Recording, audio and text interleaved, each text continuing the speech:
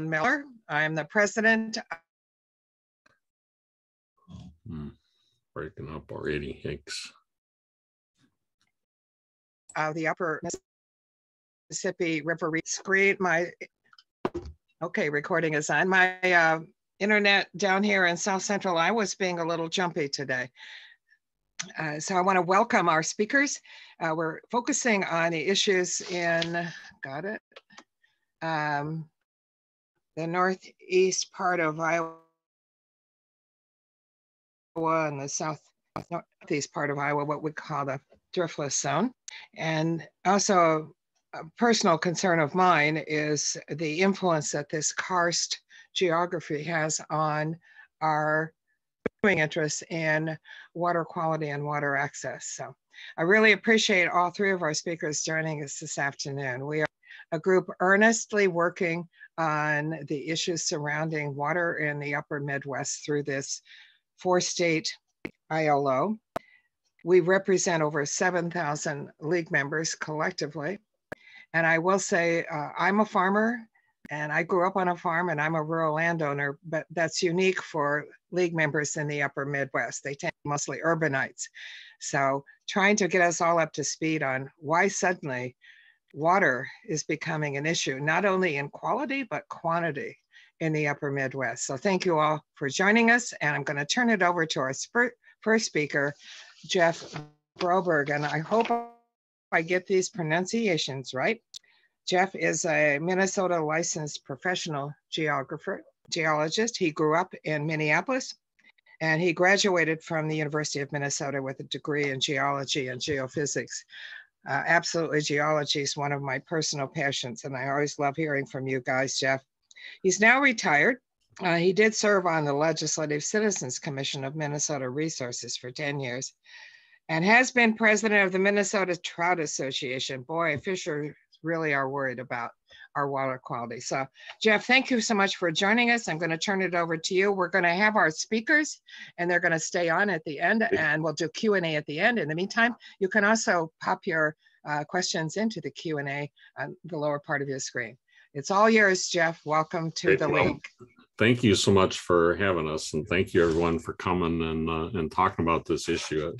As she said, I'm a licensed professional geologist. I'm calling in or writing in today from my farm on Dakota land in Winona County. I own a farm here and I worked as a geologist professionally until I retired about in 2018, but I wanted to talk a little about my start in geology here. And it really started with work at the University of Minnesota. I had a research assistantship and able to do some research on an interesting concept of biogenic minerals. There's a whole class of minerals. In fact, many of them on Earth formed only by biologic processes. And we had an important one in the interesting green sands of the upper Mississippi River Valley. People may have seen these along the road cuts along Highway 61, up and down Minnesota, Iowa, Wisconsin. And if you look really closely at those green sand pellets on the right, you can see what they are. And they're an interesting mineral that required the clays to go through the gut of an animal. And they're the only fossil left of most of the creatures that were surviving in these Ordovician seas. So I became a specialist, I guess, in fecal matter at a microscopic scale, and I could identify the organisms by the size and shape of their orifice. So that was my start in geology. What I do now, I'm a volunteer. I say that I failed at retirement, and I helped, along with Paul Wotzka and a number of other people, to start an organization, the Minnesota Well Owners Organization. Also been a longtime member of the Minnesota Groundwater Association. And our goal and focus is to focus on water quality at the kitchen sink, something everybody that has a private well is concerned with. And the recognition that private well owners are kind of underserved. Community water supplies have resources from cities, counties, the state, the US EPA. That's not true of private well owners. We're on our own. It's our own wells, our own water. We're responsible for everything. So what I've learned in 40 years is that communication matters, and more advanced efforts and more advanced knowledge need to be framed in a way that creates action. So today I'm really going to talk about geologic principles and how they have influenced what we know about the risks of our groundwater. And we have over time developed just amazing tools of geologic mapping, remote sensing, water quality testing. And we know the elements that would trigger drinking water advisories. Unfortunately, sometimes the geologists aren't the best at communicating those risks in a human fashion and influencing people's family decisions. So I want to talk first about some geologic and hydrologic principles. It's always a place I need to start. And the first one is that scale matters. And with geology, we deal with scales from nanoparticles, parts per trillion, parts per billion concentrations of molecules dissolved in water, to mega scales of geologic time. And it's something that is a barrier for many people to feel comfortable with, because we have to juggle between these various scales, but it matters in every instance. Another important principle, it's a complicated word, but it's a simple principle, uniformitarianism. And it's the idea that the Earth has always changed in uniform ways. There's nothing unique. What we're seeing on the surface today occurred in the past, and what happened in the past is likely to have an analog today. So we're always geologists thinking about how does a particular rock, a landscape fit into what we can see across the globe today. The other principle is superposition, and it's simply that something on top is younger than what it overlays. It's real simple complex, but it's important for us to understand.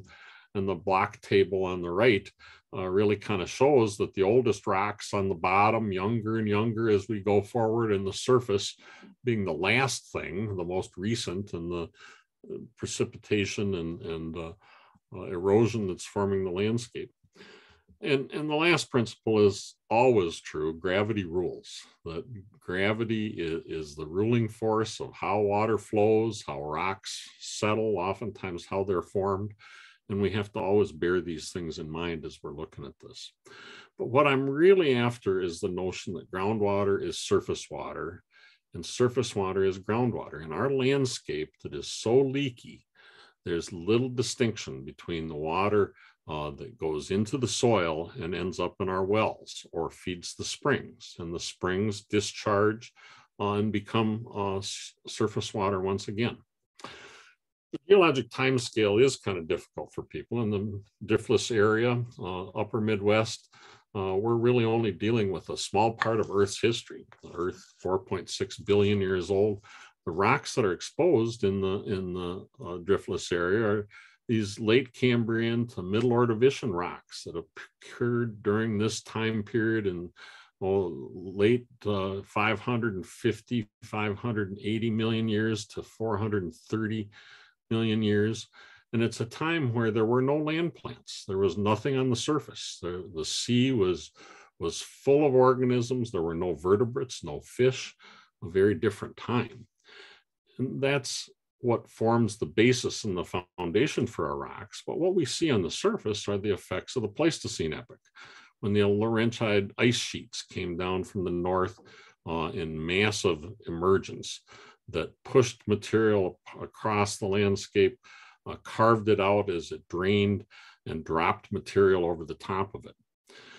The oldest is the Cambrian-Ordovician. And on the right side, I wanted to show you how different the world was when these rocks were displayed. This is a global picture with the equator through the middle. I don't know if you can see the portrayal of Hudson Bay and Lake Superior.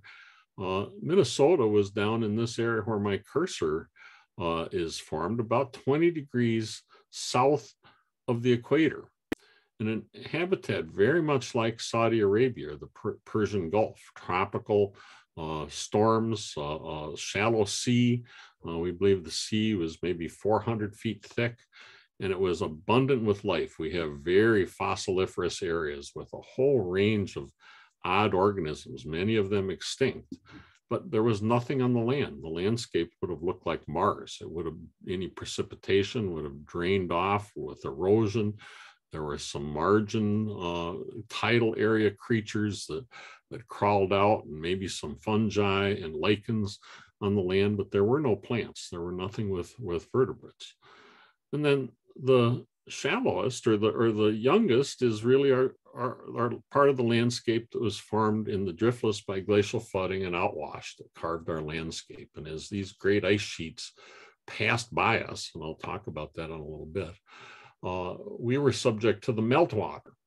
And this is a seasonal affair. That during the summer, the water melts on the top of the glacier. It typically leaks down through the cracks in the ice and comes out in valleys and streams that have very high levels of outwash and eroding the landscape around them. And that's what really left the shape of the driftless area here in southeastern Minnesota.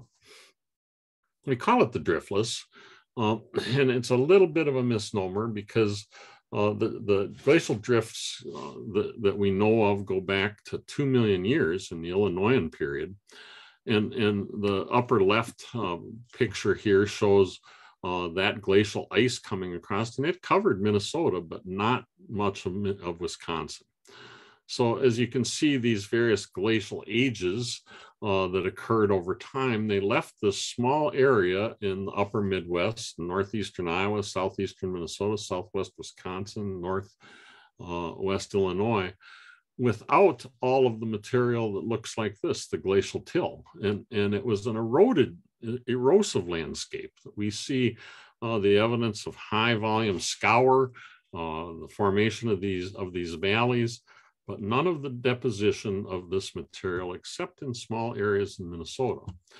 The features that there's been a lot of debate over time of why this happened, and it seems to have settled on the notion that it was an area that just didn't snow.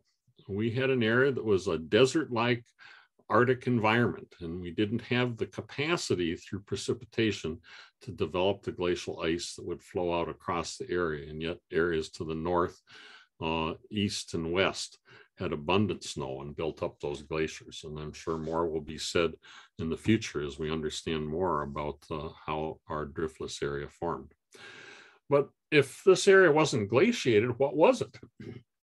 And it's something that kind of amazes people. It was permafrost. It was frozen, we believe, 1,000 feet deep. Imagine that. We had an ice sheet that, as close as Minneapolis is to Rochester, 80 miles, the ice was 5,000 feet thick. But in the whole of the driftless, we didn't have that ice cover. And we had deep, deep permafrost and things like pattern ground and the sorts of features that we see that's principally been obliterated by erosion now. But the whole affair, the whole landscape, as the glaciers retreated, were windblown. The terrific force of katabatic winds, the winds that flow off the temperature differences and gradation elevation differences, in glaciers would blow at 50 to 70 miles an hour for 10,000 years. And it took all of if you can imagine what happened in the glacial valleys, they would get full of water with the meltwater in the summer, but in the winter, the water levels would lower, but that wind was still able to pick up all the silt on the sides of those valleys and blow it into great dunes across the landscape. And it really defines what we know as the Corn Belt. This is the area in North America where there's no rocks in this soil. There's none of the glacial till problems that you have in great dunes, but we have a huge risk. These are sediments that were deposited by air, and they do not withstand the force of water. When water flows across them, it acts like melted ice cream. It just washes away, and it creates an erosion hazard on our landscape. So the driftless area is this Midwest area. You can see it on the topography satellite map, and it's been delineated here. A lot of geologists don't like the name because it does have drift in the Minnesota. but truly it's become a branded area. I mean, we know the driftless area for all sorts of things, from food products to the trout streams in the area. So it's just a recognition of how this is special. And it's interesting that it was one of the first published geologic records in Wisconsin and Minnesota both back in the 1870s that the geologists recognized this area was not covered by that glacial ice. I did want to put a short mention of indigenous occupation here, 13,000 years. They were here when the ice melted. And we don't have a record. There's no historic records. So there's an indigenous knowledge of our landscape that has principally been lost, but people lived through these changes. And once those winds stopped and it became a hospitable area, they were hunting megafauna on the edge of the ice. Well, it left a landscape that we call karst. And karst is the term we use for carbonate bedrock that's easily dissolved. If water percolates across the surface and gains a little bit of acidity, it will actually corrode and dissolve those bedrocks. And this part of southeastern Minnesota, an equivalent area in northeastern Iowa, parts of Wisconsin, represent those areas. Here, the red is the areas where the soil is over 50 feet thick. Everywhere else, it's thinner, and there's not much of it in many of the areas on our hillsides. And our geologists have done an amazing job of delineating this with well records, remote sensing, and understanding what these karst features are. We just finished a hydrologic atlas in Houston County, it shows kind of the topography on the top, and the line through it is the representation of the cross section below. If you cut a section through the earth, this is what it would look like. And all of these layered rocks with the oldest on the bottom, Lone Rock, St. Lawrence, Jordan, Oneota, Shakopee, and at the surface, this deeply fractured zone. And you can imagine how water falling in this zone comes into these cracks and fills the valleys and forms springs at the lowest points. A picture of the fountain area and all the sinkholes around there. This area does not drain on the surface. It all drains in the subsurface. That's just like my farm in Elba Township. The water does not leave my farm on the surface. It goes in a rocky ravine and escapes down into the bedrock. Really good work using dye tracing, where they would put dye in a sinkhole and put detection devices down gradient. And they were able to do this throughout a wide range in the karst area and identify how fast the water flows and what direction it flows. And it has some surprising things. Down by York Blind Valley, they put the dye in a sinkhole at the very top of that watershed, and it actually crossed the watershed boundary and came out in springs far to the east instead of to the west. But the dye detections detected that and allowed them to put together a model of what the solution in large cavities in the subsurface look like. And these are true type of pattern that we see throughout the karst. So again, we have this surface water is groundwater is surface water. Any water that's on the surface can dissolve these fractures. You can see it in map view and sinkholes. It flows through the rock and comes out these large cavities in springs throughout this area in the southeast. So it has a direct connection, and anything you do on the surface becomes an issue in the subsurface. The detailed mapping that's been done has also included the chemical analysis of nitrates, which is a common contaminant, principally derived from farming and farm chemicals, fertilizer and manure. And we've able to profile even the depth to which we have high nitrate levels and moderate nitrate levels. And it's giving us a sense of the age of the groundwater. In other maps, you'll see that this blue water with no detectable nitrate is termed vintage water. It's not been at the surface since the 1950s, at least, and oftentimes hundreds, perhaps even thousands of years. The mixed water and the recent water are coming together in ever deeper horizons. So you can see from the scale that in some of these areas, there are wells that are 200-300 feet deep that have nitrate problems because of this. Well, what does it mean to me and my family? I have a 400-foot deep well. I can't drink my water without treatment. It's not safe to drink and hasn't been for over 15 years. It's almost 20 parts per million nitrates, twice the health risk limit. It's not surprising why. It's an old well. I believe my well is over 110 years old. And it's not cased, it's not separated. So any water that percolates down through this fractured bedrock ends up down where my pump is set at this deeper level.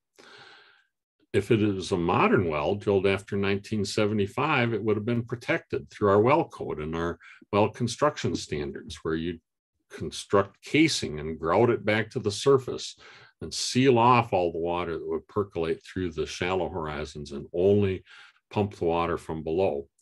But in Winona County, where I live, we believe 60% of the wells that are still used are old and were drilled before the well code went into place. Similar codes exist in Iowa. The well code adopted in 1986 there, Chapter 49. The Wisconsin private well code, similar in Chapter NR 812. Every state has a different approach. It really starts with licensing well drillers so that you know you have competent workers and they maintain a level of knowledge and education. But the truth is that safe water at its source does not guarantee safe water at the tap. A poorly constructed well that allows bugs to get into the well, or a treatment system that's not kept sanitary in your house can make safe water from the aquifer unfit to drink. But at the same time, bad water at its source does not require us to drink bad drinking water. There are treatment options available that are effective and affordable. So to wrap it up here, we've taken some initiatives to protect, enhance, and restore groundwater. In Minnesota, we have a legacy amendment that's generated over $1.4 billion since 2010 for clean water. At $315 million for fiscal year 24 and 25, and 5% of the funds go to protecting drinking water.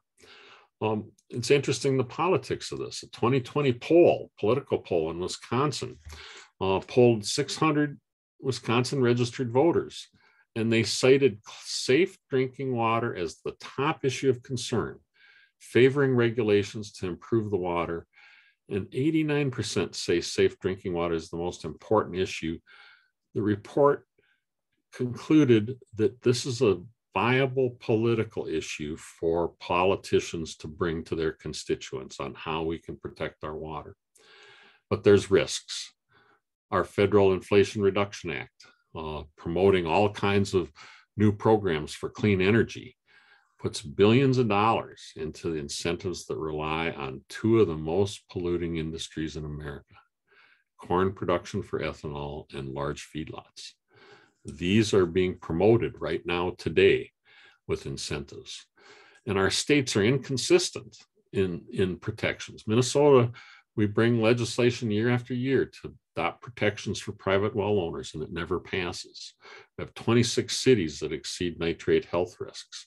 And it's estimated that Iowa private well owners will spend $330 million in the next 5 years to clean up their contaminated groundwater.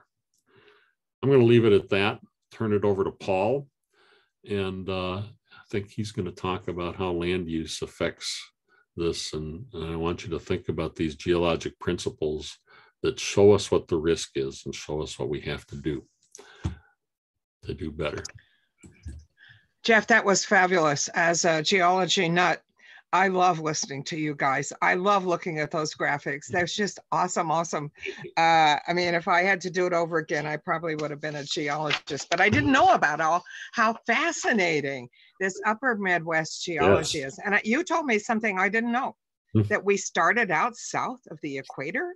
Yes. How in all of my years of education did I escape that piece? But this is why I love these kind of programs. Okay, we're going to ask people. Gretchen's going to fix the glitch in the Q&A. Right now, it appears that our participants can't put in questions in the Q&A, so she'll get to that. So hold your horses there, but think about your questions when we get to the end of the program. So Paul, welcome, is a founder also of the Minnesota Well Owners Organization. I don't know how you pronounce that, Minwoo.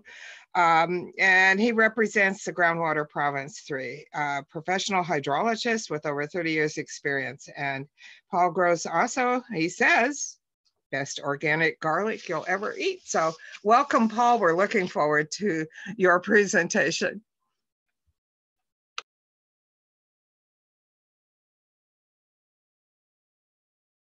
Great. Thank you so much for that introduction, Mary Ellen. Paul, my only request is, can you make your screen a little bit bigger? Maybe I'm the only person that has trouble with my eyesight. No, what I've got to do here, let's see. How's that? Yeah, that's better. Thank you. Okay. Perfect. Okay. I wasn't sure if I had turned on my microphone, so I wanted to make sure I had that on. That gets to be a little hard. Coming through loud and clear. Very good. Okay. Want to thank Gretchen and her team for inviting Jeff and I and Larry to this webinar. Again, my name is Paul Wotzka. I am a hydrologist that I don't know what retirement means. I'm a rural landowner, a well owner, and an organic farmer. And as a hydrologist, I'm gonna wear all of those hats during this presentation today. I'm also an advocate for rural broadband in that, you know, we're having a little bit of connection issues. Rural folks need broadband in order to join society here. I am coming to you from our farm here in Weaver, Minnesota, which is located on the Mississippi River between Winona and Wabasha. We live, work, and play here.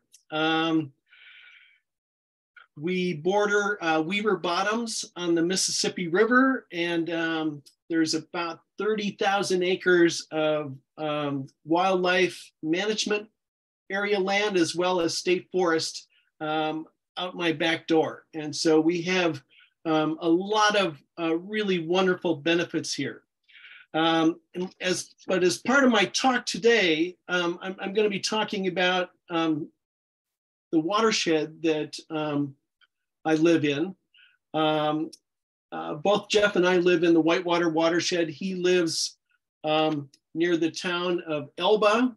I'm on the Mississippi River at the terminus of the Whitewater River, where it dumps into the Mississippi. I'm going to be talking to you about some of the acute water quality problems that exist in the watershed. I can't go through all of them, so I'm going to be focusing in on really public and private drinking water supplies. I'm going to be looking in depth at one of the pollutants that is very common down here, that is nitrates. And I'll be talking a little bit about you know, what Jeff and I have been doing with respect to the Minnesota Well Owners Organization. And finally, I'll sum up talking about our farm, because you know, we have learned a lot living here. At one point in my career, I really got tired of trying to tell people how to manage land, and just decided that we had to do it. And so we started doing some very active organic farming on a small scale. But I'll share with you some of the things that we've learned, and you know, indicate to everyone that there is hope, Obi-Wan. There is a lot of things that we can do to improve our water quality and to keep pollutants out of our water. So again, as Jeff indicated, we're in the Karst. There's really two aspects to the Karst. We're in that red area down in the southeastern corner of Minnesota. One is the fact that we're underlain by carbonate bedrock, and the other is that we have what geologists call 50 feet of sediment cover. I like to call it 50 feet of soil. And so I'm going to refer to a lot of that sediment as soil because I try to actively manage that very important top layer in our landscape. So we have a lot of karst features here in the Whitewater watershed. Sinkholes are common in some parts, springs are common in other parts, but it is really a very unique landscape, as Jeff Broberg pointed out. Some of the problems that we have down here in the WinLac Sea watershed are really acute problems. By acute, I mean they pop up very quickly, they're very devastating, and then they disappear, but they reoccur. And so most notable is we have reoccurring fish kills. Back in 2015, there was a top to bottom poisoning of the south branch of the Whitewater, about a 6-mile stretch in Garvin Brook and Trout Valley Creek in 2019, and in 2021, there were smaller fish kills. And then just this last year, in 2022, there was a fairly substantial kill on Rush Creek. These fish kills are due to land use. We have some land use issues with respect to the application of manure, with respect to the application of pesticides, fungicides in particular. And again, we have a landscape that is intimately connected to both our ground and surface water. And those are the causes of those fish kills. What we are doing in the surrounding contributing watershed. We have public water supplies, in particular Utica and Lewiston their municipal wells are contaminated with nitrates. We have hundreds, maybe thousands of private water supply wells in the whole western half of Winona County that have tested above the nitrate standard. And we have stream impairments for bacteria, turbidity, total suspended solids or TSS, and then PCBs, mercury, the biology, and as well as nitrate. If you haven't seen our streams when they're at their worst, come down after a 2-inch rainfall, and they'll look more like chocolate milk than blue ribbon trout stream. This in particular is the main branch of the Whitewater at Beaver. And this is a common occurrence during our growing season. So to put it in the context of changing land use, what has happened over the last 40 years is that we have moved to more of a annual 2-cropping system, that is soybeans and corn. We have about 400,000 more acres of soybeans, and that has been at the expense of alfalfa and oats. So where a typical rotation here in southeastern Minnesota was a corn into oats, into a couple of years alfalfa, that rotation has been really replaced by a very intensive soybean and corn rotation. And again, that has occurred gradually over the last 40 years or so. It's important to understand that, for the loss of every acre of alfalfa, we've increased our average annual nitrate loss by about a factor of 25 to 30. So this is data coming from our experimental stations in Lamberton and Wotzka, where they have done exactly that. They've done it on a plot scale where they've measured nitrate losses on an annual basis for these 3 different cropping patterns. And they've shown that we can go from around 1.5 pounds loss of nitrates with alfalfa to almost 50 pounds per acre. So let's talk a little bit about nitrates. It's a common form of inorganic nitrogen found in water. It's also the usable form of nitrogen for plant growth. Nitrate is dissolved in water. It's mobile. It moves wherever water moves, and it leaches through the soil profile. The drinking water standard for both private and municipal wells is 10 parts per million or milligrams per liter. There's also a stream standard for 1B streams of 10 milligrams per liter, and that's currently being changed. And so I should have put a little asterisk around that bullet point. But that's something that everybody should be paying attention to. And I'll go into that in a little bit here. The health hazard of ingesting excessive nitrates is really blue baby syndrome. It interferes with oxygen utilization in newborn infants. So sources of nitrate to water resources in Southeast Minnesota, almost 3/4 of it comes from cropland. We have a small piece of the pie there that comes from municipal wastewater, another 9% from atmospheric deposition, small amount from forests, and then septics and urban stormwater come in at 2% and 1% respectively.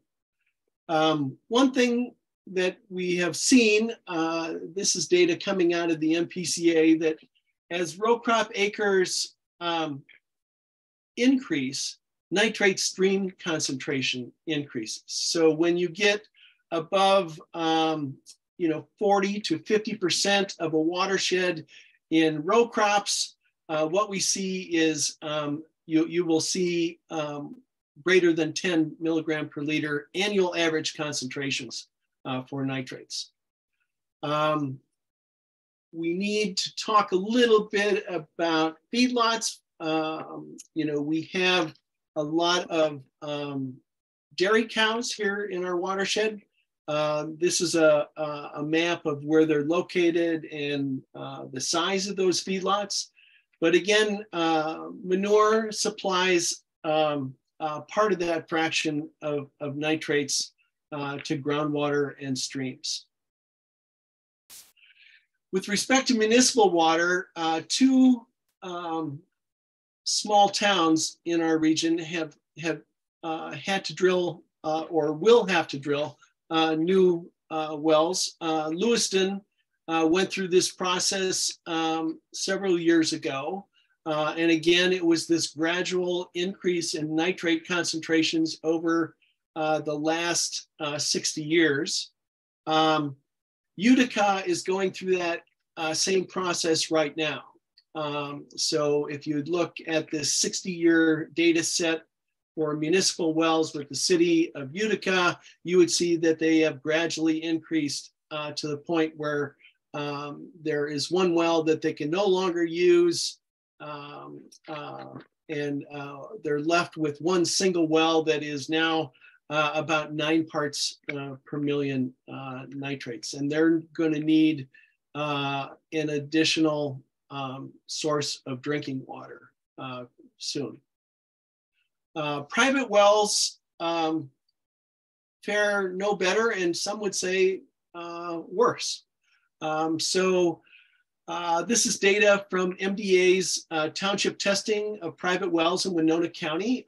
Western Winona County has some of the highest percentage of private wells tested greater than 10 anywhere in the state. Upwards of half of the wells tested in some of the townships.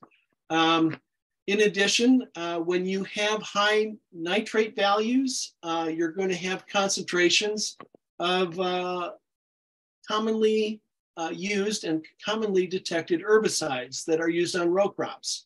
And again, that should be no surprise to most people. If you think about applying pesticides on row crops as well as nitrogen applications, they come from one and the same land use. And so commonly detected pesticides are atrazine and its metabolites, metolachlor and its metabolites, alachlor and acetochlor and their metabolites.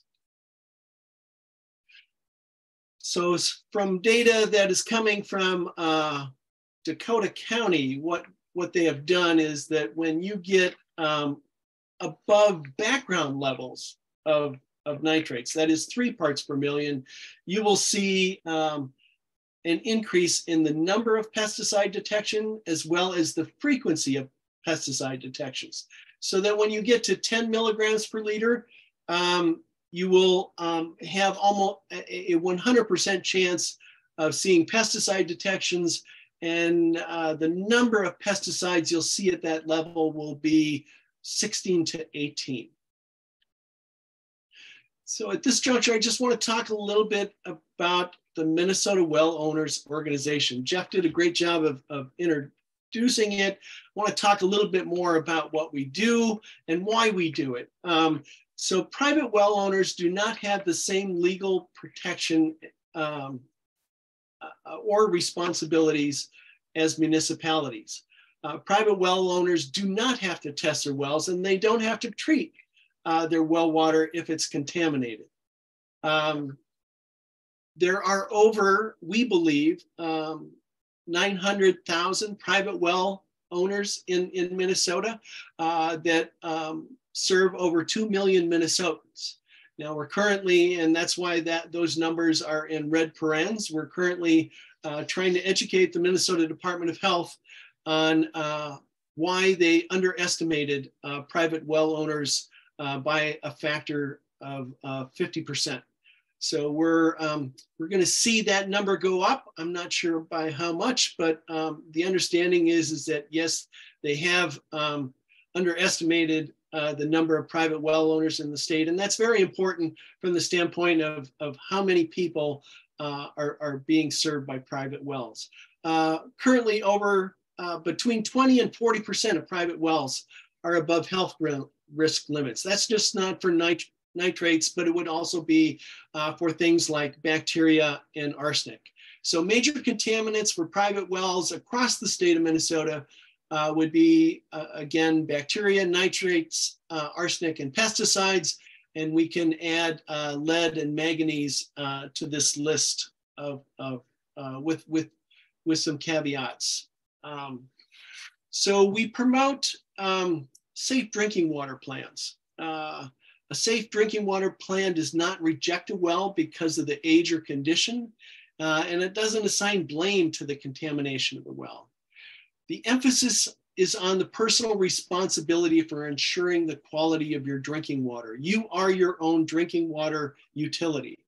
Our mottos are know your water and knowledge is power. Well owners, once they know the quality of their water and have a safe drinking water plan, can become grateful advocates for groundwater protection. And through the generous support of our donors, we are a 501c3 nonprofit. We have been offering vouchers for free certified testing by labs, free bottled water, free expert advice about water treatment and well construction. You know, our goal is really safe drinking water for all Minnesotans. So let's talk a little bit about Weaver Gardens. This is a picture of our farm from not I forget which snowstorm that was, but from a recent snowstorm. So we're located really in a broad valley. That is the Whitewater Valley right before it dumps into the Mississippi River. We have a lot of fruit trees, a lot of vegetation, and very little, if any, bare ground. We own approximately 80 acres. It's bordered on the north and west by state forest, on the south by the Whitewater Wildlife Management land, and on the south by some private land that, if you want a contrasting rotation, it's in continuous sweet corn. We have managed most of our land for hardwood through a forestry stewardship plan. We have 40 acres in managed forest land, which is a special tax designation. We have an additional 22 acres in the Sustainable Forestry Act, Incentive Act, which is again covered under that forestry stewardship management plan. And we have 5 of those acres are in original native prairie. We have approximately 15 acres in permaculture, which is divided up between orchard, a vineyard, aronia berries, hazelnuts, asparagus, and rhubarb. Approximately 1 acre of annual vegetables. Our most important commercial crop there is garlic and other miscellaneous vegetables. And we have planted prairie throughout those areas with native grasses and forbs. Another important piece to take note of here is that we have 400 feet of elevation on our property. And so perennial cover is kind of a no-brainer. There are some watersheds, I mean major watersheds in Minnesota that don't have 400 feet of elevation. We have 400 feet of elevation on approximately 80 acres. So we have some incredibly steep slopes, but it offers us some wonderful vistas, especially off the Mississippi River and into the Whitewater Valley. We've been talking a bit about old wells, and we've got one. 95 years old, well depth 151 feet. We're in colluvium, which is composed of local rocks and reworked loess soils. And our water quality is excellent. We have actually decreased our nitrate values to about 1 part per million, down from about 6. And it's really due to changes in land use and management. We have eliminated the use of commercial fertilizer, and we utilize compost.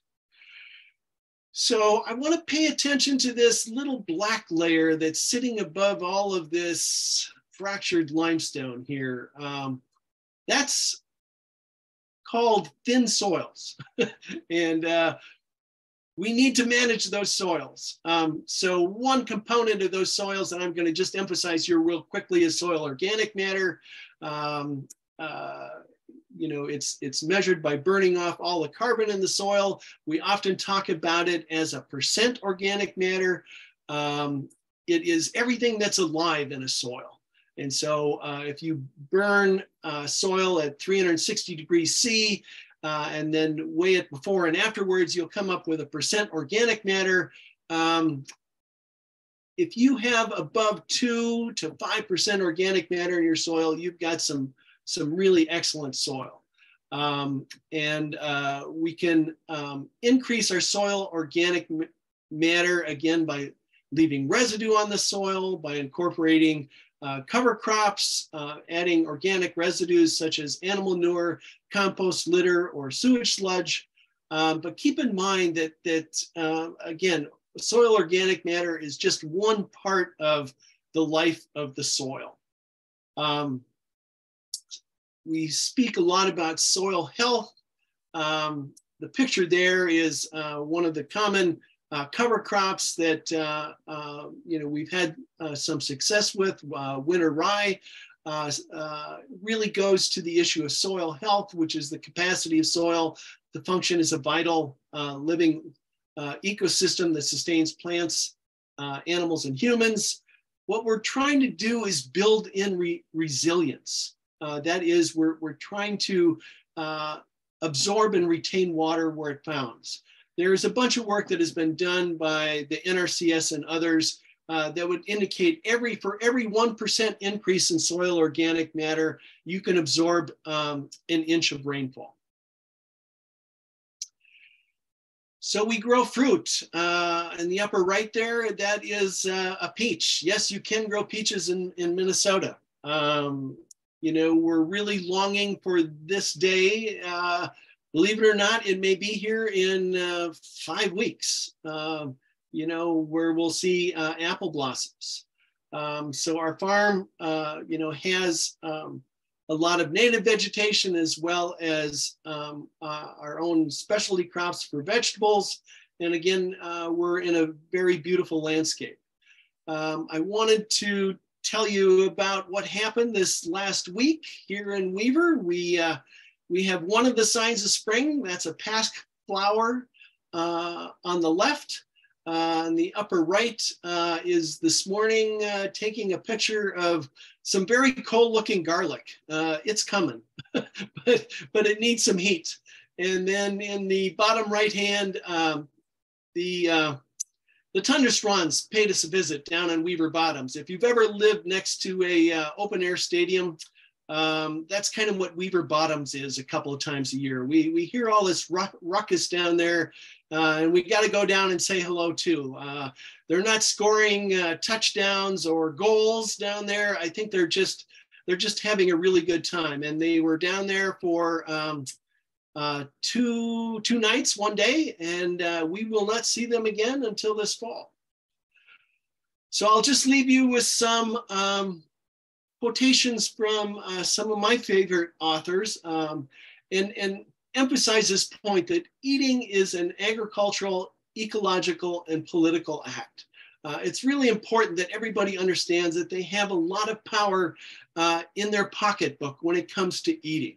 And then Michael Pollan has written extensively about you know, the influence of agriculture on our natural environments, and agriculture more than anything else has reshaped the natural world, both in terms of the composition of its flora and fauna.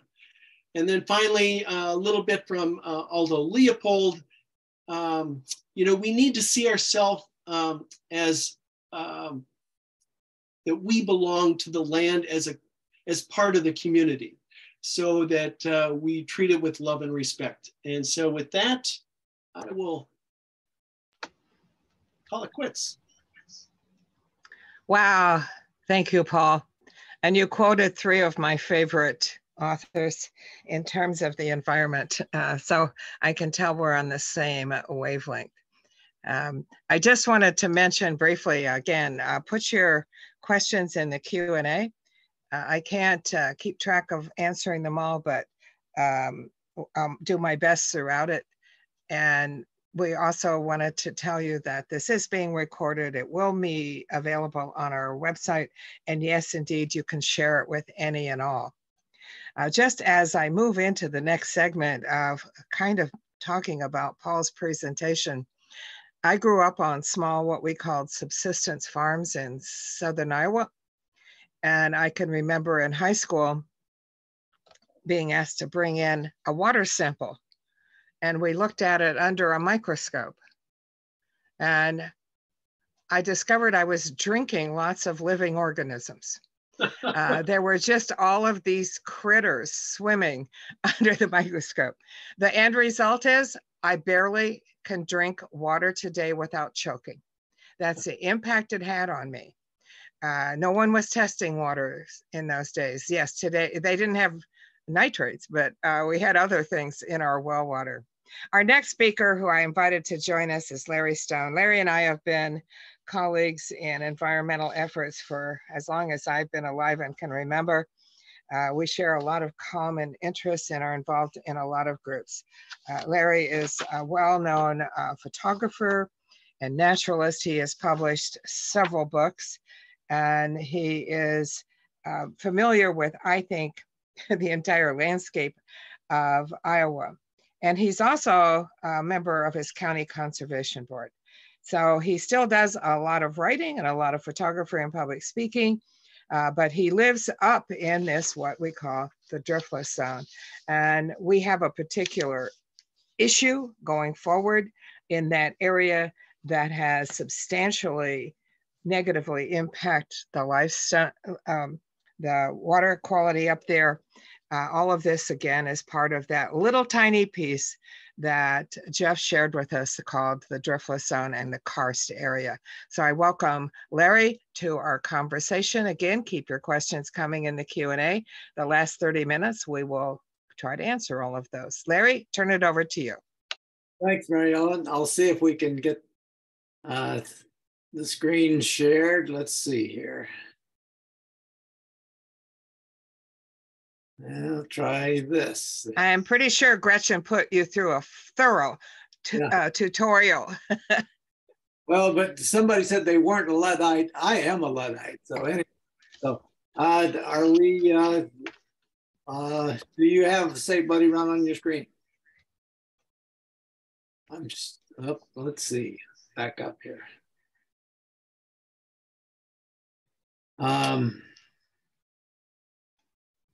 Let me try that again. Hit the green screen share button.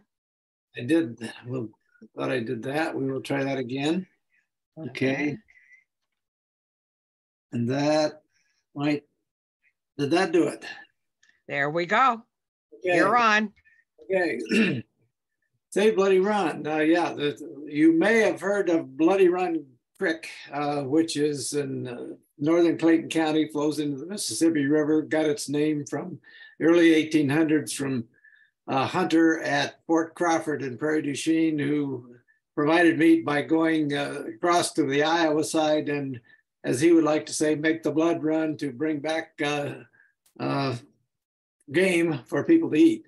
So unfortunately, about 6 years ago, I got some calls from some people saying, hey, what's all this construction going on in the watershed of Bloody Run Creek?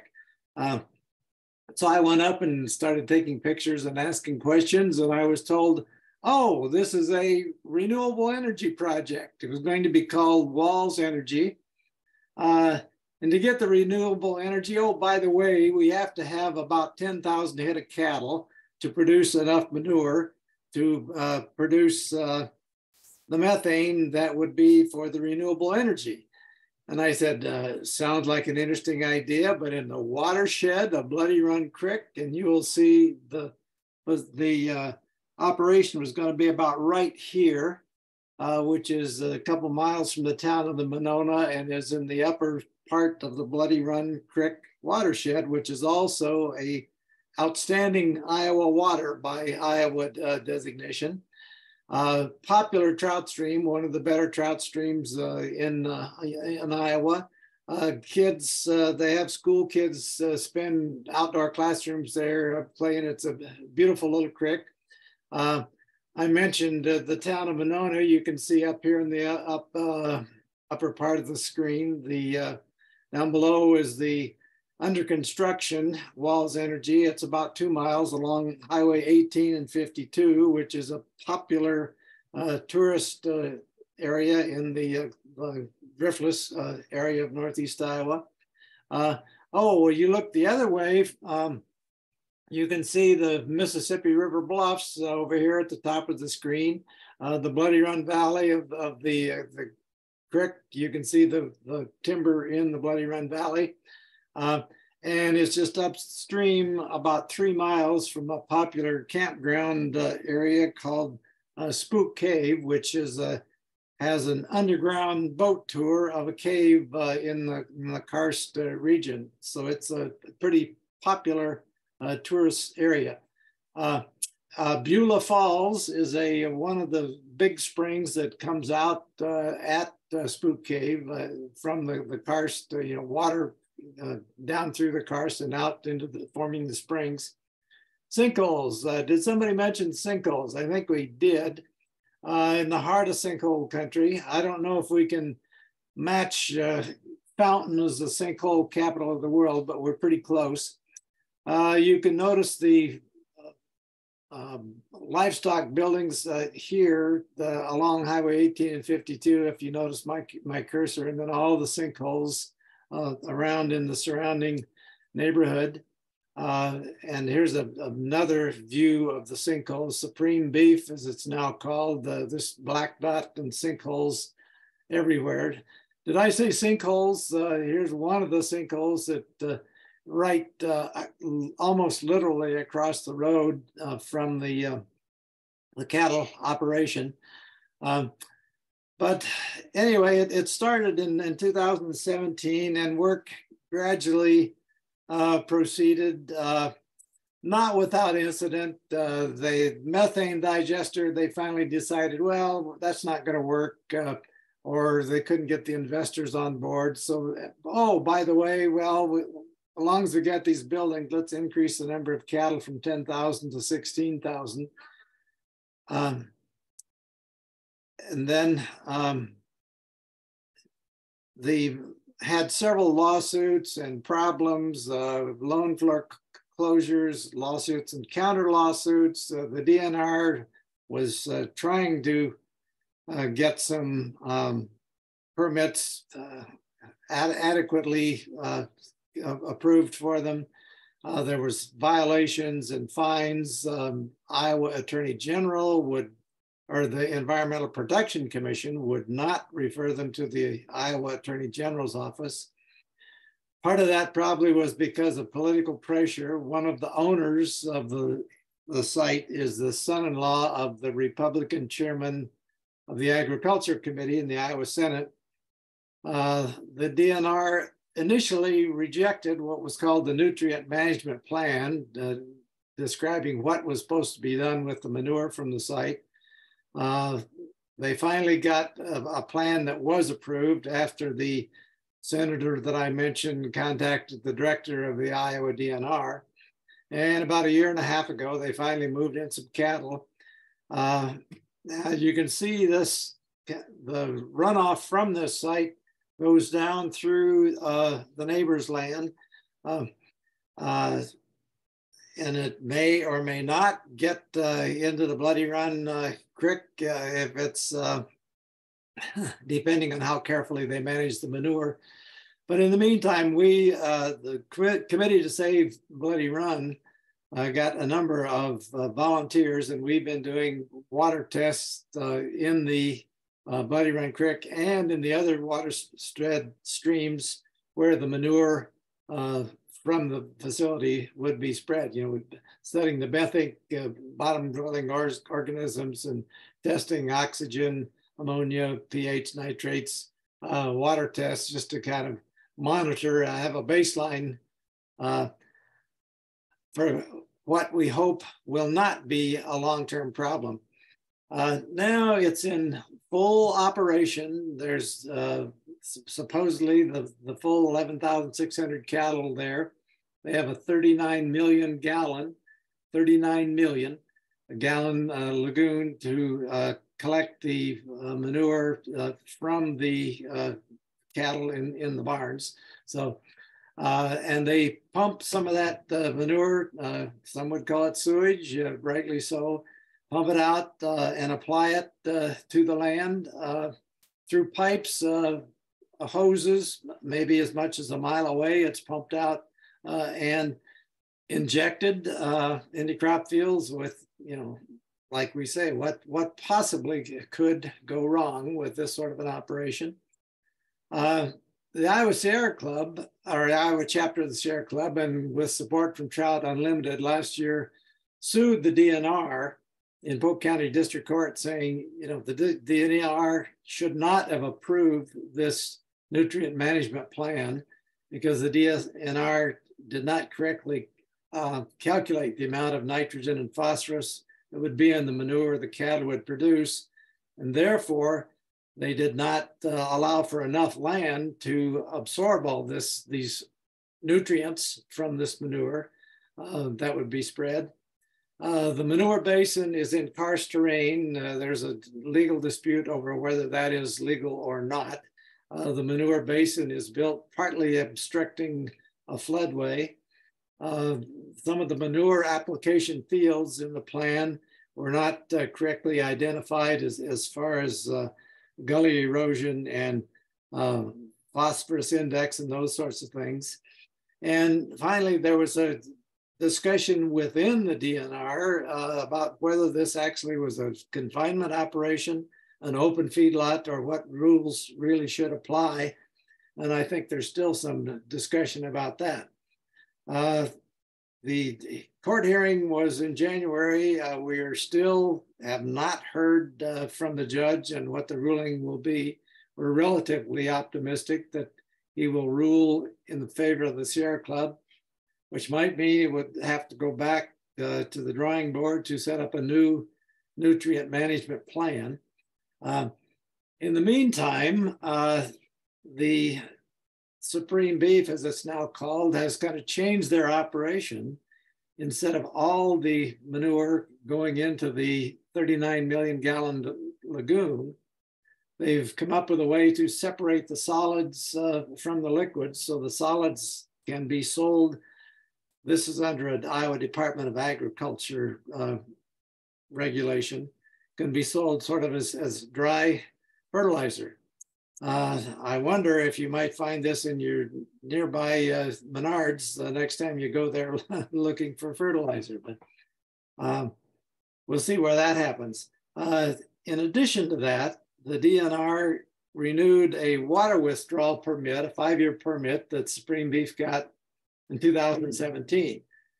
But they renewed that without any changes, despite the application saying 10,000 cattle, and the application, we believe, did not anywhere near allow enough water per animal that should be consumed. So we're looking at a way to challenge that permit. So right now we're just sort of, I guess, waiting for the next shoe to drop and hoping that there is not some disaster that lets some of that 39 million gallons or get into Bloody Run, or that there isn't more runoff from some of the fields where the manure is applied that gets into other watersheds in the area. So it's a real dilemma, and it points out I guess the hold that industrial livestock seems to have on the state of Iowa. So, any questions? I'd be happy to have people contact me if they have more questions or want to get involved with the Committee to Save Bloody Run on trying to change the direction of the livestock industry. So thank you. Larry, thank you very much. That was a real quick run through. I know there's even more to that issue. So I'm going to have you all three come back on. We've got a bunch of questions. And if you still have questions, just put it in the Q&A. I'll try to get through as many. We actually have plenty of time allocated for this. Paul, I want to start. No, I guess, Jeff, I want to start with you. Larry mentioned sinkholes. Mm-hmm. That is a pretty common phrase to me. I spent 30 years of my life in north central Iowa. So can you do a quick and dirty explanation of why do we have sinkholes? How did they happen? Sure. Well, first we have to talk about this over the scale of time and how the rock dissolves. Any water percolation through the surface is potentially dissolving that carbonate bedrock. And these rocks in our area have been at the surface of the earth eroding for about 350 million years. It's been a long time through all of the Cretaceous, the age of the dinosaurs, and up through the Pleistocene, and then the glaciers and the melting of the glacial water. So if you look at this from a worm's eye view, you're down in a cave or looking up through these fractures, you can see there's cracks that have opened up. We call them solution enlarged cavities. They become conduits. They're typically long, straight lines, near vertical in some instances, and the water differentially flows down those, making those wider and wider with time.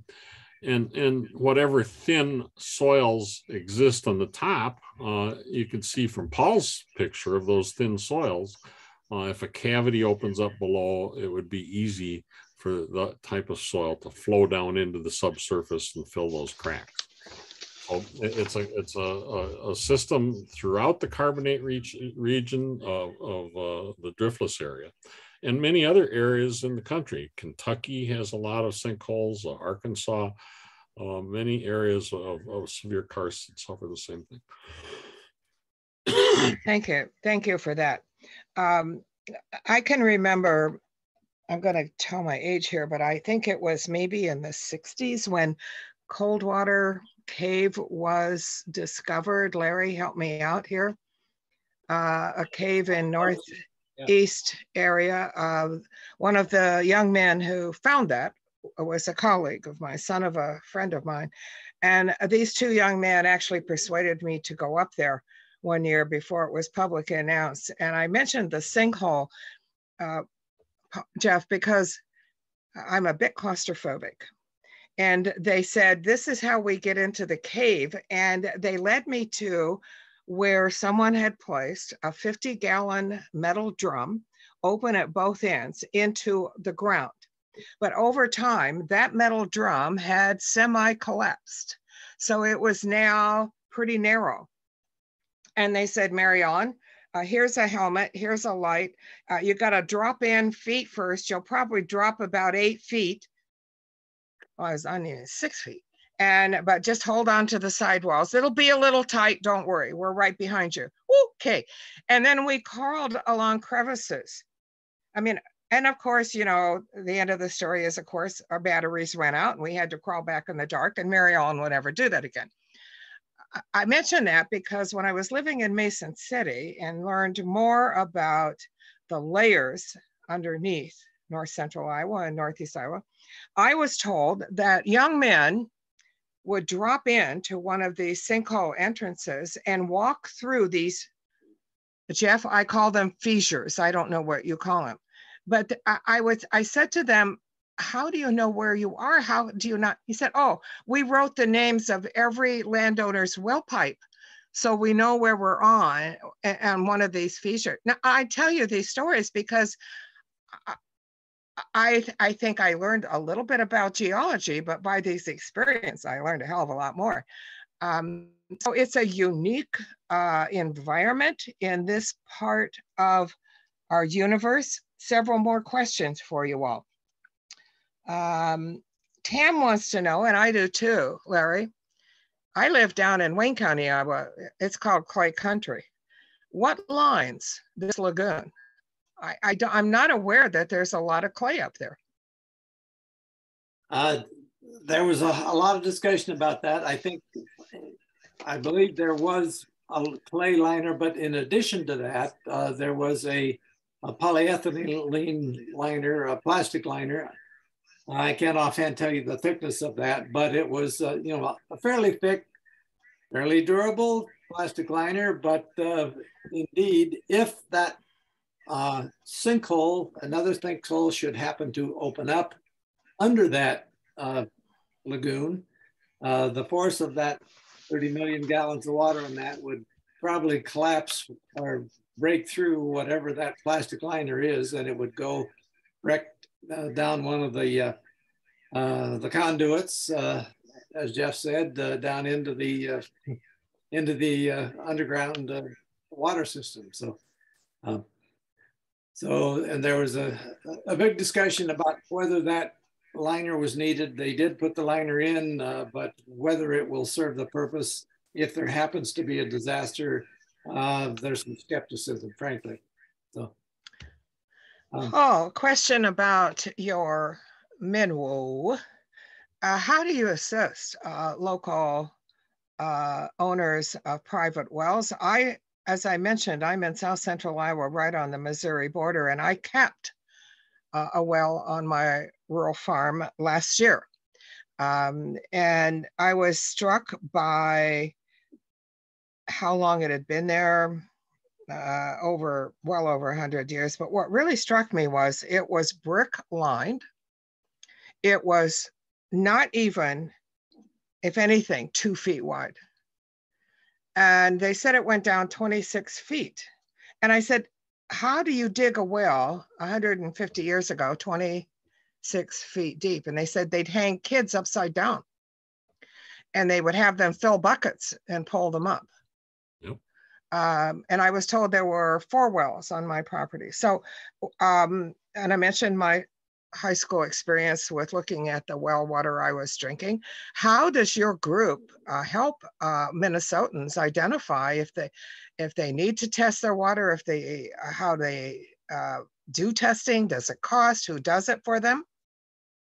Yeah, let me just begin and Jeff Broberg can chime in here, but it all makes sense, Mary Ellen, that you had a 26-foot deep well that was brick lined, and you had some microscopic bugs in there. You know?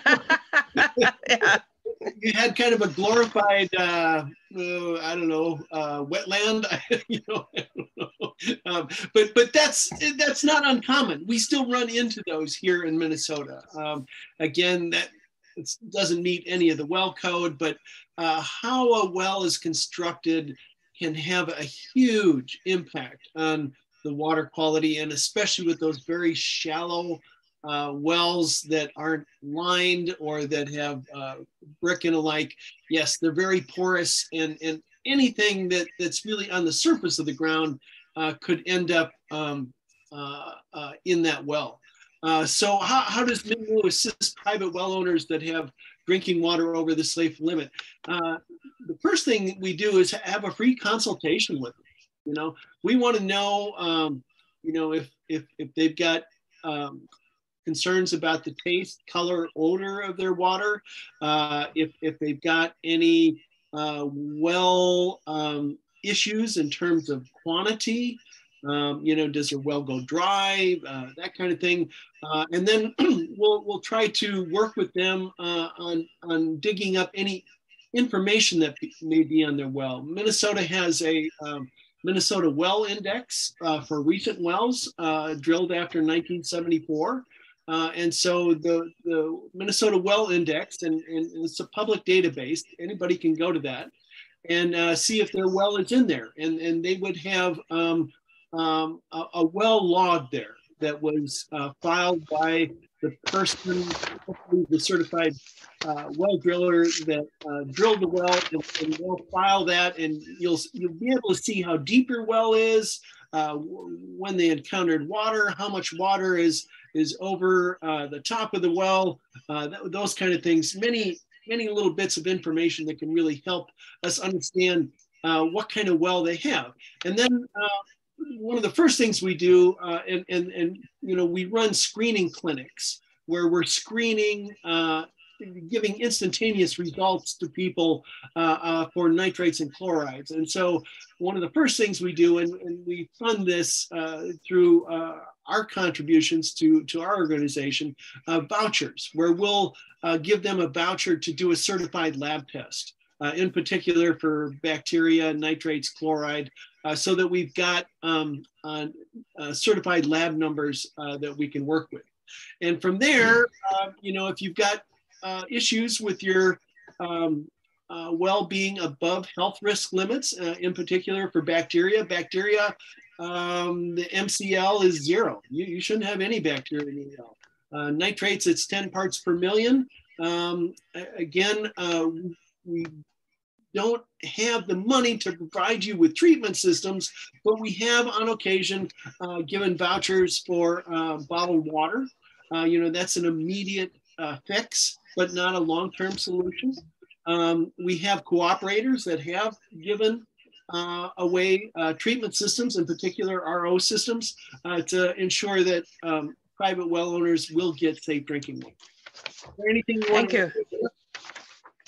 And I might add just some of the advocacy things that we're doing. There has been no organization representing private well owners in the past. There's municipalities have groups, engineers have groups, well drillers have groups that advocate for them. To date, there's not been one until Minwoo in Minnesota, and there is not one in Iowa. That was another question. But just as an example of the sort of advocacy, the fish kills that Paul had talked about, our concern was that fish kills are a symptom of bad water. And what we need is public health communication. What is the health risk to people for a fish kill? So we've actually got a bill that's being passed in the legislature that's requiring health risk assessments by the Department of Health, communication to well owners in the areas where the fish kills occur, and water testing for those people that are in those areas. So those are the sorts of things that we're doing, and both for the individual well owner, but really to get our politicians up to speed in policy and funding and programs that help those private well owners. Excellent, thank you. I will kind of update my personal situation. I now live on what I'm told is the world's largest rural water system in south central Iowa. It's called Rathbun Rural Water. The water is surface water. It comes out of streams and rivers that flow into a state man-made lake, Lake Rathbun. When I grew up, I'm actually living in a county that when my parents and I would drive through from southeast Iowa to southwestern Iowa, we would get here and my father, who was a farmer, would shake his head and go, and I would say, "What's wrong, Dad?" And he said, "Hard scrabble farming here." And I said, "Why, Dad?" And he said, "Poor soil, no water." And I retired here without remembering his admonition. And I had to bury a 125-year-old barn. It was during drought years, you couldn't burn it. And I hired a bulldozer to come, and this bulldozer went so deep that it looked like a toy at the bottom of this trench, but it was solid clay the entire way down. That is totally different than the area that we're talking about. That's why geology is so important to this conversation about clean water and water quantity. We haven't talked much about this, but this part of the upper Midwest, the Driftless region, has also been kind of attractive for a couple of other reasons. And one of the primary one is fracking. Fracking has extracted fine particle sand from this area. And we've also, particularly our UMRR group is trying to monitor this. We see threats every once in a while from companies out of state wanting to extract water and ship it out of state, out of the Midwest for fracking. I'd like you all to kind of address that. I try not to be too scared by some of this, but at the same time, it is scary. So how big is the threat going forward? I think there was some effort in Minnesota to slow down the extraction of that sand. And I think there was probably some effort to stop or stall extracting water. Jeff, go for it. Well, maybe the fracking first, and that's the mining of the materials the oil industry needs for that. And my personal feeling is that that's principally passed because of the transportation cost. And most of the mines that developed that did not have direct rail links have gone bankrupt, and they've found sources of sand that are much closer to where they're being used. So I don't see that as an expanding threat. But the issue you talk about of water withdrawal, we see in all kinds of places. We have a plant being proposed, a water bottling plant in a little town just south of the Twin City Metro that would double the city's water use and use municipal water. So they found that they could evade a lot of permit scrutiny by just buying the water from the city. Let the city take care of all of the issues with that.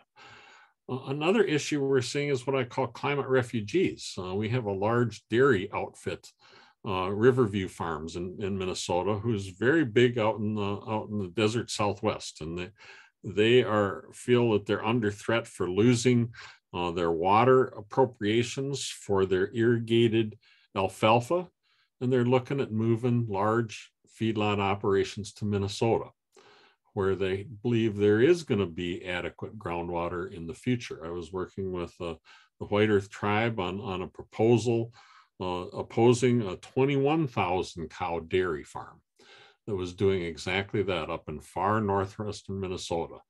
And we didn't believe they had the water capacity. That's equivalent to a town of 100,000 people plopped out in the middle of the Lake Agassiz lake bed.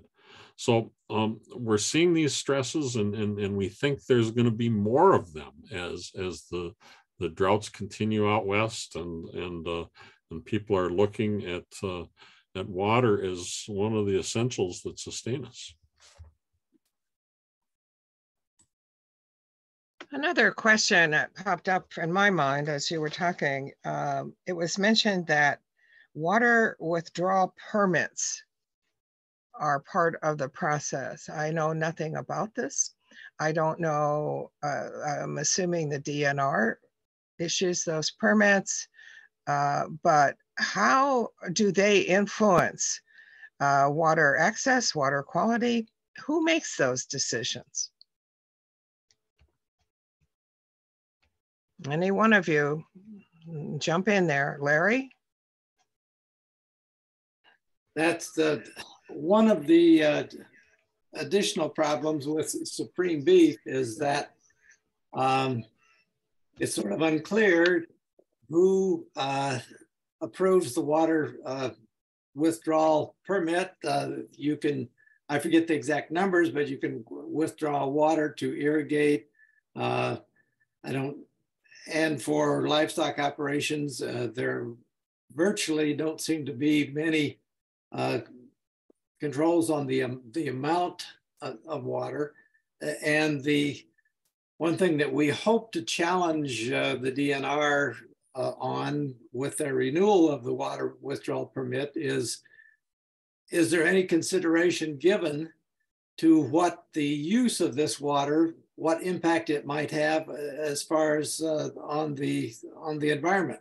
You know, for example, the use of the water to feed to 11,000 cattle, that contributes to the amount of manure that will be spread on the land or otherwise disposed of.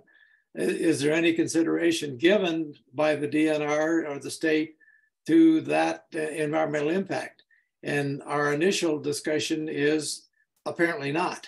So that is, I'm not sure if, is Minnesota that way, Paul or Jeff? Do you know if Minnesota does, if Minnesota does consider the impacts of water withdrawal? Yes, we have a process for that. It's called our water appropriations permit. And interesting, that wasn't until, well, I think 4 years ago that it was required to assess water quality impacts from water withdrawal. That can come in a lot of different forms, but it's a program that essentially, for practical purposes, gives away the water. There's no cost for the water. It's a $700 a year permit fee. You know, and if you're using more than 10,000 gallons a day or 1 million in a year, you must have a permit.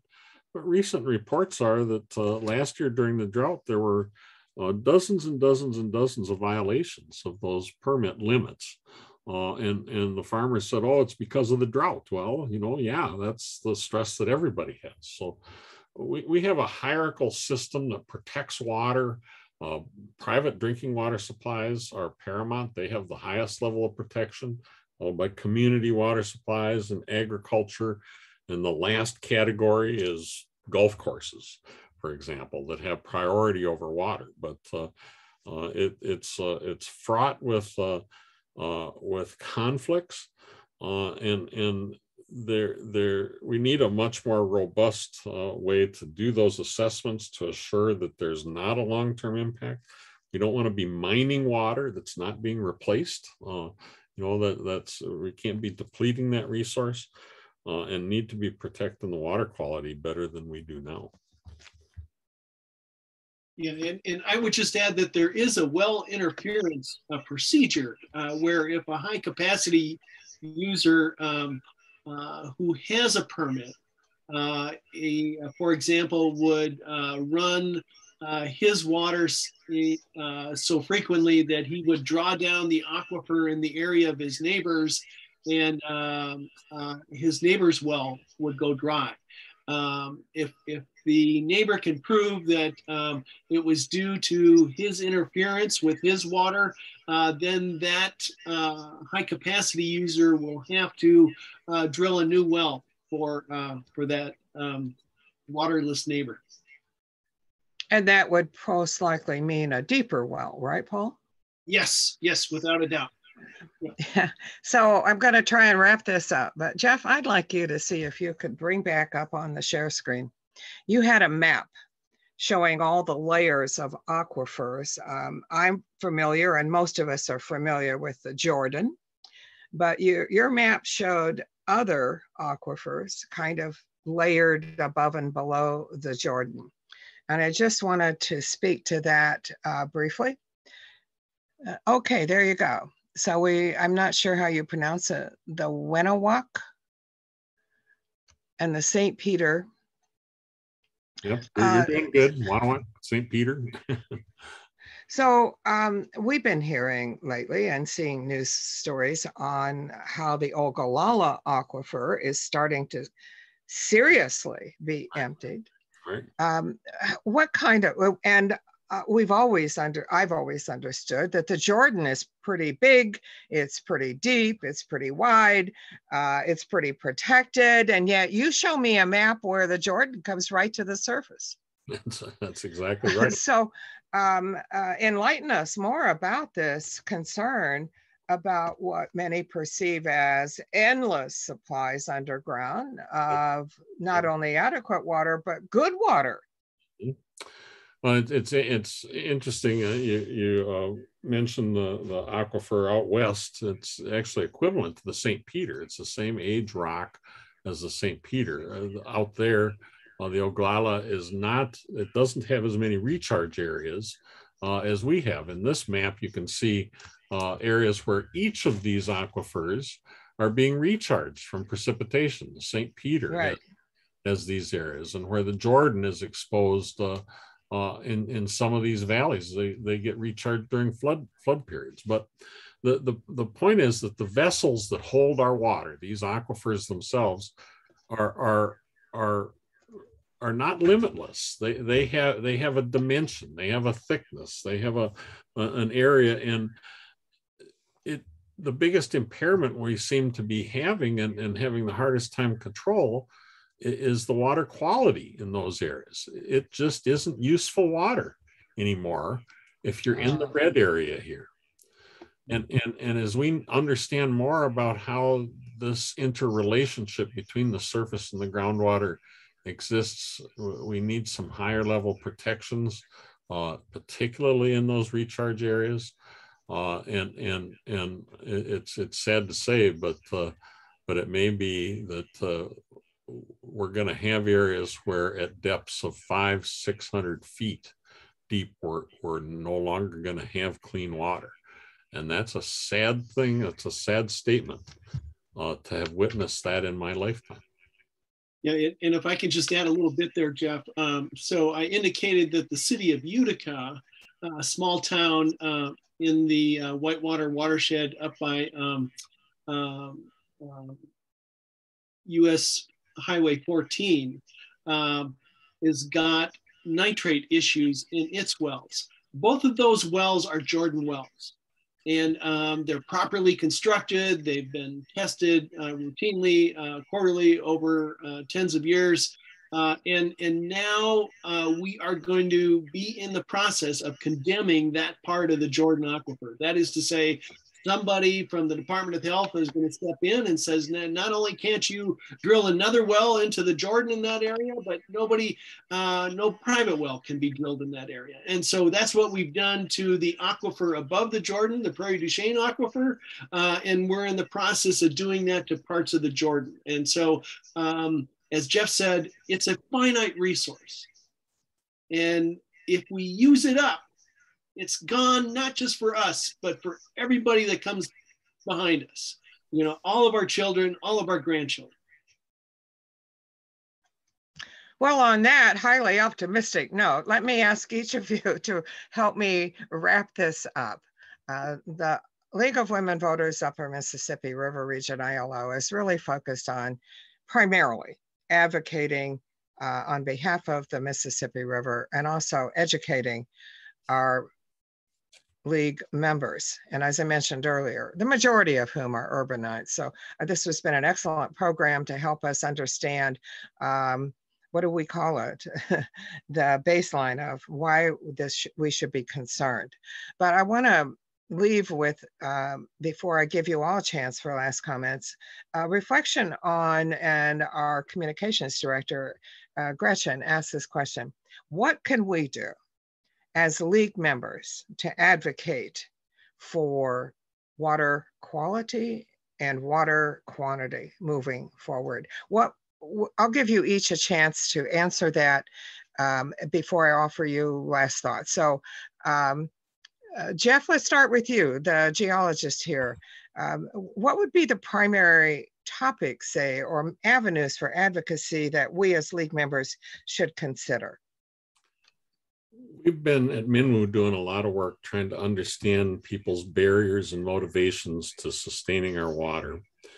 And one of the things that we keep finding is that it's at the top of people's concern.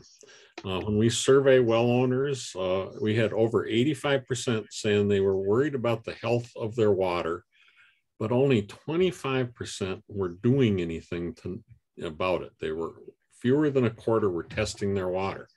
They were creating their own anxiety, because if they tested it and knew it was good, they'd be relieved. If it wasn't, they could do something about it.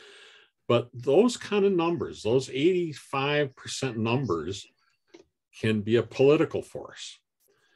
And when we talk to politicians about it, they get it. Every politician in every district in Minnesota has private well owners and municipalities that are worried about their water, and make that a priority. So in our Minnesota legislature, we're trying to reenact what's called the Legislative Water Commission. That would be senators and House members that deal with all the water policy and funding issues. We have a Legacy Act that funds these sort of efforts through sales tax. Those are all supported. I was very compelled by that 2020 survey in Western Wisconsin that people said that they would favor politicians who came out in favor of regulating water to keep it safe. That's a big statement. Paul? Yeah, one thing I would just compliment people who are attending this webinar is that you're doing part of the right thing. You are educating yourself on these issues. And so if you're a private well owner in Minnesota or Iowa, you know, you've got a bit more knowledge now about some of the things that are going on. If you understand, as we've been trying to say, that this is a finite, precious resource, safe drinking water getting pumped right out of the ground, no filters, right to your kitchen tap. It's a wonderful thing, a really wonderful thing. If you've got good drinking water, be grateful for it. If you don't, work to improve it. Thank you. Larry, you want to unmute yourself? What can we do to advocate? We've got dairies in Wisconsin and Minnesota. We got this big Supreme Beef in Iowa. What should our advocacy focus be? Well, it's a lot of it's political in Iowa and in the other states as well. There's industrial agriculture has a real stronghold on a lot of our politicians. But as Jeff mentioned, people, individual citizens, if they're concerned, they also need to do something. You know, for example, we're in Iowa, you can get your well tested in most counties for free. But as Jeff said, a lot of people don't bother to get that test done. And as he said, maybe it's because, gee, I might find a problem, then I'd have to do something about it. So, but yeah, I think that's the main thing is, you know, talk to your senators and representatives and express your concern to them, and if, let them know that the ballot box might be a long-term solution. It will be long-term. The state of Iowa's animal feeding operation regulations, for example, have been in place for quite a while, and there's not any movement that I could see, a strong movement to get them tightened up, but we have to keep pushing them. And kind of related to that, some of you may know the acronym MRTN, which is a Iowa State University maximum return to nitrogen standard.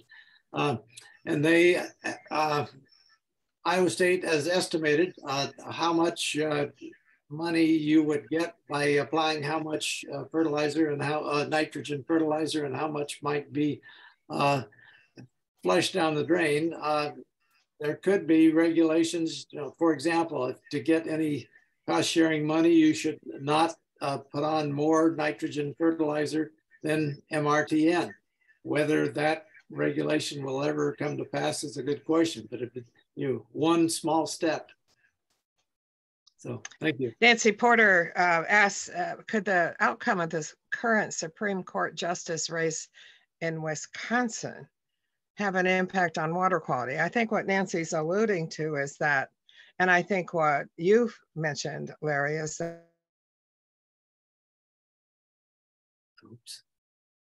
that some have taken to the courts. So I'm going to leave that with kind of my last question for each of you. Do you see that? I wanted to just say, I support what Larry said. Elections matter. Every League of Women Voters member knows that elections matter. But as we leave this session, and thank you so much for all of this good information, are the courts going to be drug in more into this concern about water quality and quantity access? Is that a correct avenue? And I know all of you are politically engaged, so, but I don't expect you to have a crystal ball, but what might be the concerns about dragging the courts in here? And we've already seen it, right, about the waters of the US. Where does this end? Let me just, there was one item that I did not touch on, and that was the nitrate standard for streams. The Minnesota State Supreme Court has clarified that a couple years back. Okay.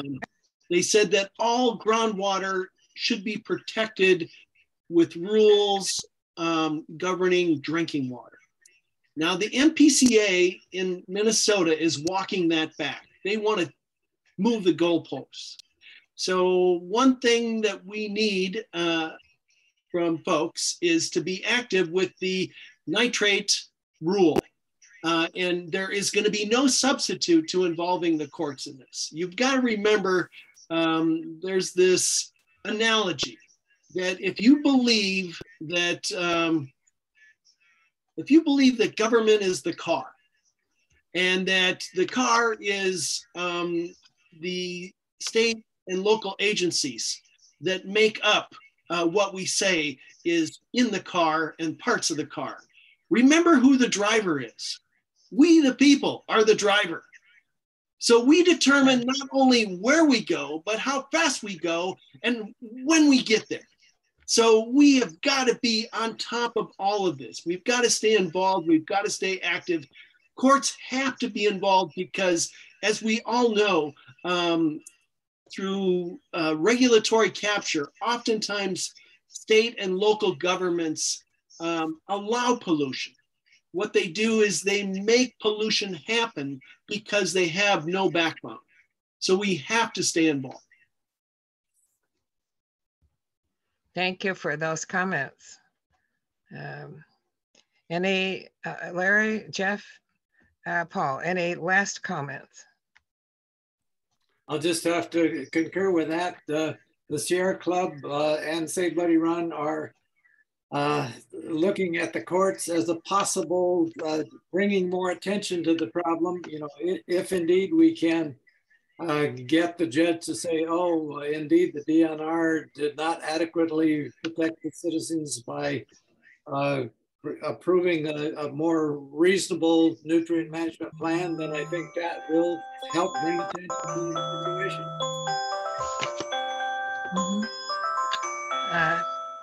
Jeff?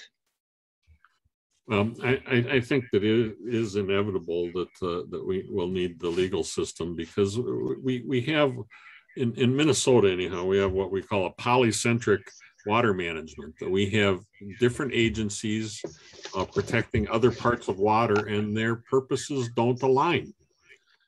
And to me, the important thing that I've learned here is without that public health voice, we're missing the picture. I don't want my health advice from the ag department. I don't want my well drilling advice from other agencies that don't know anything about it. Those are public health functions. So and that sort of thing we hope will appeal to judges, that we say these are the effects, these are the health effects that will suffer if we don't make these protections real. Thank you all. Jeff, to that last comment, I will say that, in my opinion, Minnesota has one of the best public health advocates in the country, if not the world, and that's Mike Osterholm. And just to boast about him, he is a Decorah, Iowa native. But I've worked with Mike in the past, and I just envy you his presence. So we do have people like him that we can look to for help and support. Wow, I don't know about everybody else on this call. 33 have stuck it out for the whole 2 hours, but this has been a phenomenal presentation from all three of you. I thought I knew a lot, and I'm gonna go home and have to study some more. I just thank you so much. And yes, to all of those that you signed up, Gretchen will post this recording. She will include contact information, so I'm sure she's got that for Larry, Jeff, and Paul, so that their emails will be available. I'm sure they're open to talking to other groups who have equal concerns. That's the only way we're going to solve these issues, people, is to collaborate, to come together. This isn't a time for silos. This is a time for huge coalitions to be pounding on the doors of our regulators and state houses. And yes, sometimes I feel overwhelmed when I look at what Larry's fighting at Bloody Run by the political dollars from various people going into that 1,600 head animal feeding operation. And it's distressing, but don't give up, take heart, because now we know we've got 3 more allies in our journey to make life and our world and our earth better for not only us and our generations, but our grandchildren. Gentlemen, I so appreciate you being with us today. Thank you so much. Thank you, Mary Ellen, and thank everybody for attending. Thanks. Thank you. Enjoyed it.